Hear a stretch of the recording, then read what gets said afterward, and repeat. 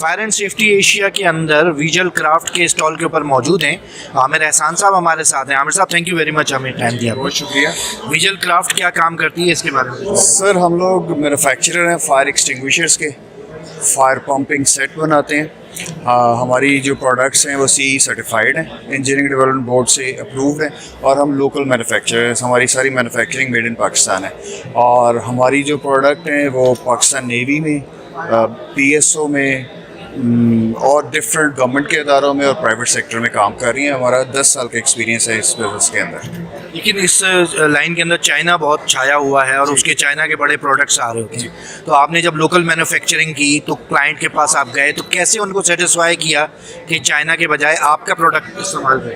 Sir, हमारा competition China से भी है और हमारा कंपटीशन दूसरी UAE बेस्ड कंपनीज के साथ है। आप यहाँ पर भी इस पूरी एग्जीबिशन में देखेंगे तो ज़्यादातर इंपोर्टेड आइटम्स ही हैं।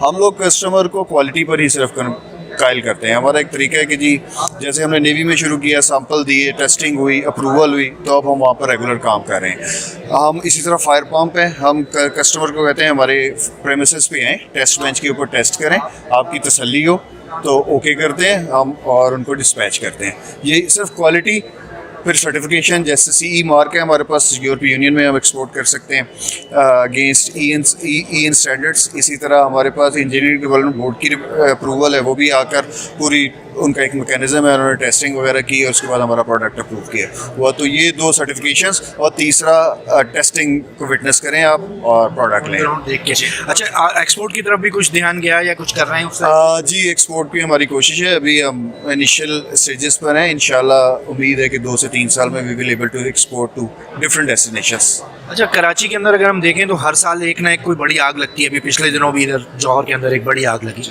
क्या वजह है कि हमारे यहाँ चीज़ें उस तरीके से कंट्रोल नहीं होती? इतना बड़ा शहर हो गया, मल्टी स्टोरीड बिल्डिंग हो गई, लेकिन फायर फाइटिंग के हवाले से अवेयरनेस नहीं है, इम्प्लीमेंटेशन नहीं है। कहाँ पे फुकदान है? मेरा ख्याल है रूल्स रेगुलेशंस तो मौजूद हैं, लेकिन इम्प्लीमेंटेशन नहीं है उनकी, और अवेयरनेस भी नहीं है। जैसे हाउस होल्ड है, इंडस्ट्री सेक्टर में तो पूरी अवेयरनेस है, वहाँ पे तो पूरे सिस्टम्स भी हैं। जैसे हाउस होल्ड है, उन्हें घरों में हमारे यहाँ बिल्कुल प्रैक्टिस नहीं है, या अपार्टमेंट्स में प्रैक्टिस नहीं है। फायर एक्सटिंग्विशर रखें और चलाने का भी हमें प्रैक्टिस होनी चाहिए, ट्रेनिंग होनी चाहिए। इस तरह जो गवर्नमेंट सेक्टर है उसकी इम्प्लीमेंटेशन नहीं है लॉज की, कि हम लॉज पे इम्प्लीमेंट करवाएं। जितनी नई बिल्डिंग्स बन रही हैं, जितनी पुरानी बिल्डिंग्स हैं, वहाँ पर फायर फाइटिंग की जो इक्विपमेंट है वो मौजूद होना चाहिए, फंक्शनल होना चाहिए, और वो वहाँ पर ट्रेंड लोग भी होने चाहिए जो उसको इस्तेमाल कर सकें।